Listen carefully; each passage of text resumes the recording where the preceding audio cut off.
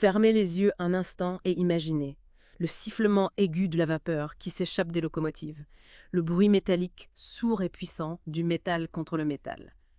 On entend au loin, à peine, les plaintes des trains qui s'éloignent. Et si vous tendez bien l'oreille, vous percevez peut-être les bribes de conversation un peu floues qui se perdent dans la foule. Exactement.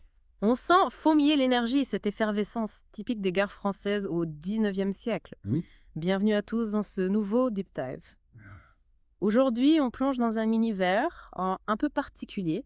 Vous nous avez envoyé quelque chose de vraiment fascinant, des extraits de La Bête humaine d'Émile Zola. Ah oui. Mais attention, pas n'importe quelle édition.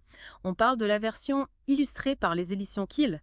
Et notre mission aujourd'hui, si vous l'acceptez bien sûr, c'est de se plonger dans ces pages, dans ces mots, pour essayer de comprendre ce qui rend ce livre si captivant. Exactement. On va disséquer ces passages. On va vraiment essayer d'en extraire la substantifique moelle pour comprendre ce qui fait La Bête humaine, une lecture si spéciale, si prenante. Et puis, on espère vous donner envie, à vous qui nous écoutez, de vous lancer dans cette lecture. Oh oui. Et puis de découvrir cette œuvre magnifiée par les illustrations des éditions Quill. Ah oui, parce que les illustrations ont l'air magnifiques. Mais avant de se lancer tête baissée dans les extraits, on va planter le décor, si vous le voulez bien. Imaginez-vous. La France du 19e siècle. Le monde des chemins de fer, un monde fascinant. Un monde un peu impitoyable aussi. Oui, c'est vrai.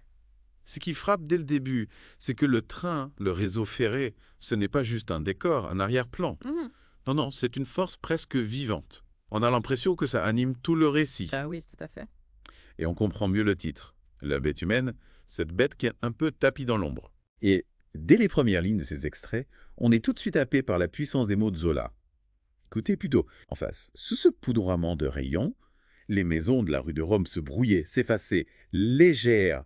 À gauche, les marquises des Halles couvertes ouvraient leurs porches géants au vitrage enfumé, tandis que le pont de l'Europe, à droite, coupait de son étoile de fer la tranchée. Incroyable. On voit la Seine, la guerre Saint-Lazare.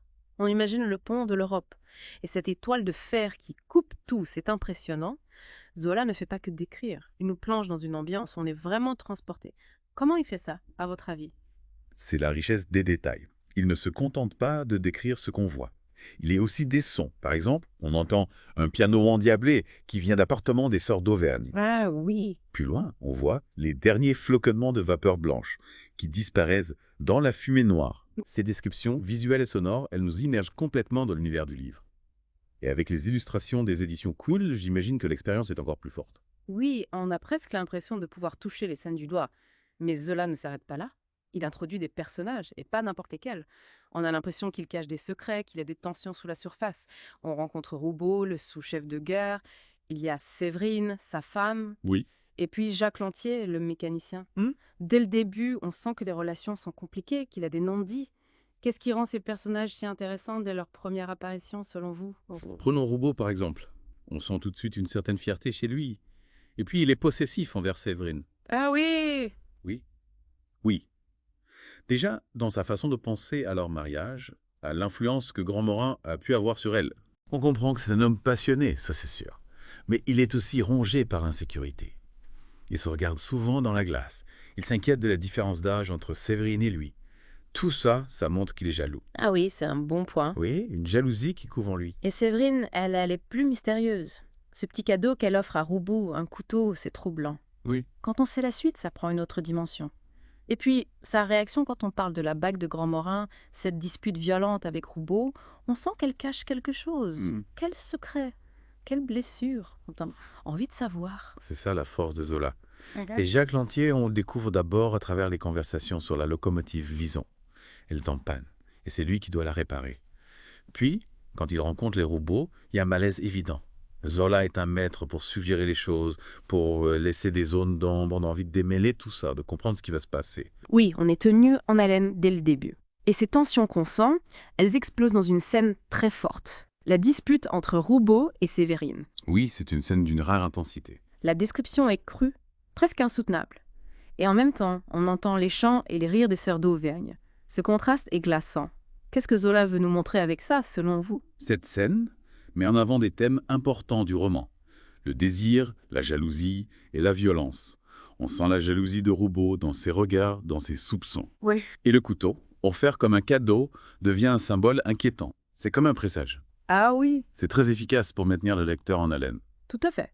Et tout ça nous amène à l'un des thèmes principaux du livre, la bête humaine. Cette idée que les hommes sont gouvernés par leurs instincts, par des pulsions incontrôlables. Comment Zola explore-t-il cette idée dès les premiers extraits? On le voit très bien avec Jacques Lantier. Les pensées noires qui l'envahissent quand elle rencontre Séverine, et puis plus tard, avec Madame Bonan, ça montre qu'il lutte contre quelque chose en lui. Zola était un naturaliste, il pensait que l'hérédité jouait un grand rôle dans nos comportements. Jacques est prisonnier de cette bête qui est en lui. D'accord. Et tout le roman explore ce combat. Et le monde des chemins de fer, avec les trains, les machines, tout ça ne fait qu'accentuer cette idée, non tout. On a l'impression d'une force implacable, d'un destin qui écrase tout. Absolument. Le chemin de fer, avec sa puissance et sa régularité, c'est comme un miroir des pulsions des personnages. Oui, c'est intéressant comme parallèle. Cette opposition entre la machine, froide et implacable, et les passions humaines, c'est l'une des raisons pour lesquelles ce roman est si fascinant. Et puis, dans ces extraits, il y a beaucoup de mystères, de choses qu'on ne comprend pas encore. On entend parler de l'affaire du sous-préfet, de l'accident du Lison Havre. On apprend la mort de Gromora dans des circonstances troubles. Il a le comportement bizarre de Mysore après la mort de sa femme, et puis les actions de Flore qui veut se venger. Tout ça contribue à nous captiver, Nantais. Zola est un maître du suspense. Il distille les informations petit à petit. On a envie de comprendre, de démêler le vrai du faux. Oui. Ces mystères nous tiennent en haleine. Et j'imagine que les illustrations des éditions qu'il ajoute encore une dimension à ces énigmes. On a presque envie de jouer au détective. Dans ces extraits, on voit vraiment le talent de Zola. Il arrive à nous transporter dans un monde réaliste avec des descriptions précises. Mais en même temps, il explore la psychologie des personnages, leurs tourments. Qu'est-ce qui fait que cette recette fonctionne si bien, même aujourd'hui? C'est la combinaison de ces deux aspects. Le réalisme, hérité du naturalisme, nous plonge dans la réalité de l'époque. Oui. Mais Zola va plus loin, il analyse les motivations, les souffrances de ses personnages. Et le suspense est omniprésent. C'est ce qui rend la bête humaine si puissante, si intemporelle. On arrive au bout de ce deep dive. On a exploré l'ambiance du roman, les personnages complexes, les thèmes de la fatalité, des instincts, Oui. et on a vu qu'il y a beaucoup de mystères, de choses à découvrir. Exactement. On a juste un aperçu de ce qui rend ce roman si fascinant et on a envie de lire la suite. Si vous aussi vous avez envie de plonger dans la bête humaine, on ne peut que vous conseiller de vous procurer l'édition illustrée par les éditions Kiel. C'est une très belle édition. Oui, elle est disponible sur Amazon.fr. C'est le meilleur moyen de découvrir ou de redécouvrir ce chef-d'œuvre de la littérature. Alors, n'hésitez plus. Laissez-vous transporter par l'univers sombre et captivant de Zola, grâce à cette magnifique édition de La Bête humaine. C'est une expérience de lecture que vous n'oublierez pas. Ah ça, c'est sûr.